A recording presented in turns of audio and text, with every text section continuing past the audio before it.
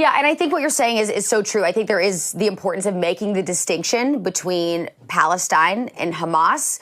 But in this particular situation, because we have seen this horrible terrorist attack happening to Israel, tons of innocent people, women, children losing their lives as a result, in the most gruesome of ways. It wasn't just, a rogue missile hit these human beings. I mean, they literally charged into a music festival and started torturing, killing, and raping innocent people. So I feel like in this situation, it just doesn't even make sense to come out and say I'm pro-Palestine. This isn't just a debate over, Palestine versus Israel in the normal terms of their conflict that's been going on for a long time now. This is a war that has incurred, and it just seems like an odd time for students to start really speaking out in the manner that they are. Absolutely. I completely agree with you. This is not the argument. It's not the time to get into the Israel-Palestine argument. This is Hamas-Israel, which is a different situation. It's obviously horrible what is happening. It's obviously Hamas and not Palestine.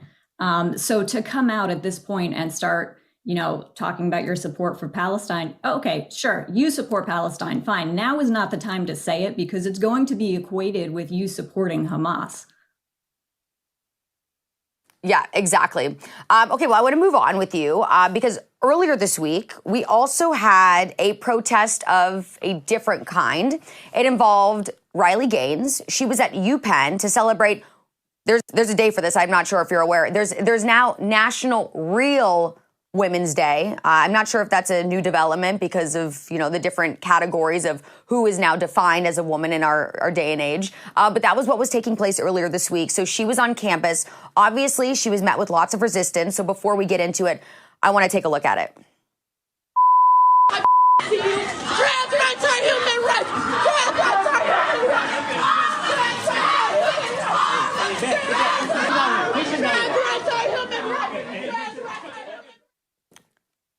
Okay, and just for clarification, it was Penn State, not UPenn.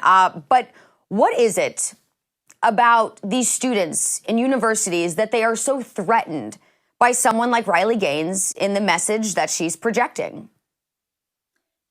Yeah, I think this is a really unfortunate situation when we have students or people in general who start using protests instead of actual discussions to get their point across, and protests not just being peaceful, but, violent and aggressive and all these things that you never want to see in a protest. It just shows that we have slid back as a society. We no longer can have civil discourse. We no longer know how to put together a cogent argument. And I think that's actually part of the threat of Riley Gaines, is that she has an argument, that she has her conclusion, and her argument is supported by something, and that something is science.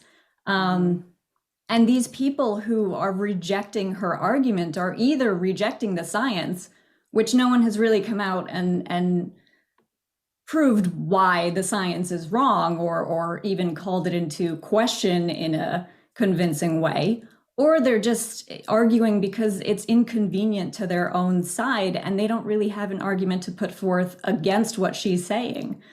So I think that's sort of the real fear, is that when they don't have an argument, when they're not armed with logic and reason, they turn to these sort of aggressive protests and cursing at people and sort of doing all these things that don't actually advance their cause or their argument. And that's why we're still talking about it. This has been going on for so long now, but we're in a stalemate because one side is presenting an argument and the other side is just saying, no, no, no. Well, tell us why no. Yeah, and I think you make such a good point because they don't have logic and reasoning to combat Riley's argument. So you constantly are seeing Riley met with violence. And not only violence, but there's protesters that I saw video of last week from this same event that were solely screaming, Riley can't swim, which I'm not even sure how that's a point you throw out here, because Riley clearly can swim. She was a champion collegiate swimmer. So how in the world is that even part of your argument? It just makes you sound stupid. Yeah, and that's not even, That's their argument because they have nothing else to say. And if they want to argue that point, and say, well, no, we do have something else to say, well, then you have to say it. People are sort of waiting for you to say what you actually think instead of Riley can't swim, regardless of whether or not she can swim, which she can.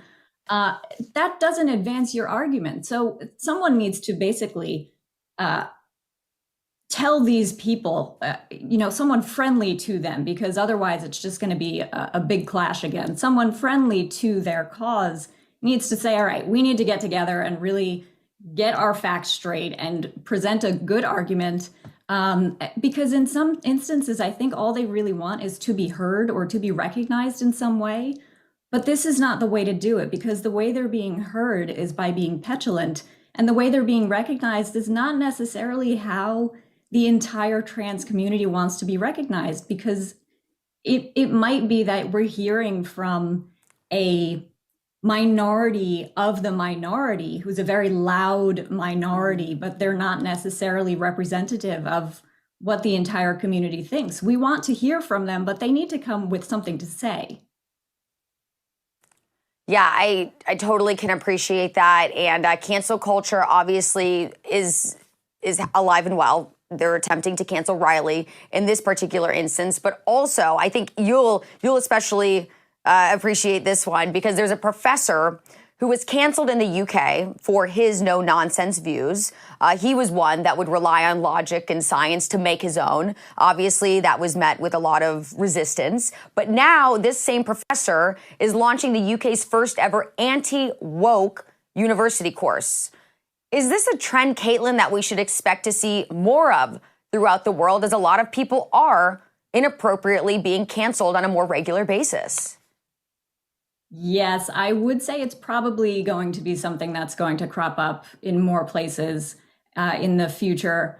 But the funny thing about this is that this anti-woke university and these courses that are being put together and the mission of the school, that actually used to be what school was. It was just school. It wasn't anti-woke school. It was education. It was, it's a very getting good point. people together from different backgrounds to have a discussion. Remember when seminar classes were about discussing with people instead of just being in an echo chamber? So this, we're labeling it anti-woke, which I get because it is in reaction to sort of the woke movement, but really it's just education.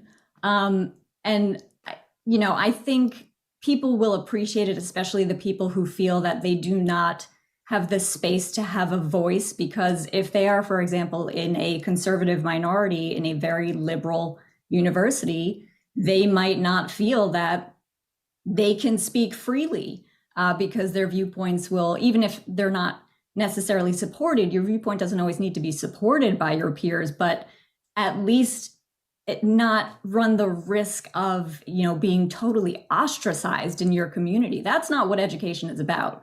We really need to get back to, we need to be able to have a discussion with people who have different viewpoints. Oh my gosh, blasphemy. And give everyone the space to have their viewpoint, because then what comes of it? Oh, I didn't think of that. That's a really good point. Or, oh yes, and this too. And maybe we can, see things from both sides or from all sides. And in, the case of, let's say, transgender women in sports, come to an actual conclusion that appeases everyone instead of just hammering the same points over and over, because all you're doing in your day-to-day life is just talking to people who agree with you and yelling at the other side. Mm-hmm. Okay, so my favorite thing of what you just said is it doesn't even need to be called an anti-woke school. It's just school. Because that's what it used to be. And you're so right. And I feel like people have just lost so much sight of this, and the fact that now we can't even have educated and logical discussions because someone's always going to get super sensitive or butthurt. And then therefore the other side isn't allowed to say what they want to say. And it's so right. When I was growing up, none of this took place. We had conversations, and sometimes people would get upset, but then you would walk away from it being like, okay, that was a little bit enlightening. I heard your opinion. I got my opinion out. Amazing.